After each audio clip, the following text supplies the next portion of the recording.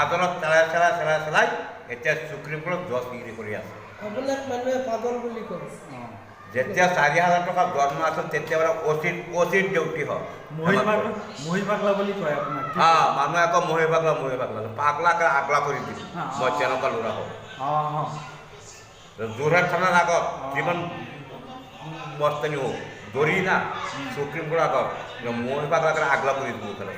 পাগলাক বোলে মাৰিব মহি পাগলা চৰাই পাগলা আমি ছুটাই দিব। মহি পাগলাক বোলে পিটিব কোনোবাই। এতিয়া মহিবাৰ চাকৰিটো কোনে খালে? তোমাৰ চাকৰিটো কোনে? মোৰ চাকৰি কোৱা নাই। মই লাষ্টত কথা এইটোৱে কৈ দিছি কৈ দিলোঁ আৰু নেক্সট টাইম যদি খালি কোনোবা লৈ যোৱা সুপ্ৰিম কোৰ্টত এই কথাটো দুটা কথা দুৰ্নীতিৰ দৌৰি আনবা চৰাই হৈ দিম যিটো মিনিষ্টাৰী হ'ব। হ'ব ছাৰ মানে দুৰ্নীতি হ'ব লাগে ন? দুৰ্নীতি তোৰ কৰিছ তোৰ পৰিয়াল দমত কি কাৰণ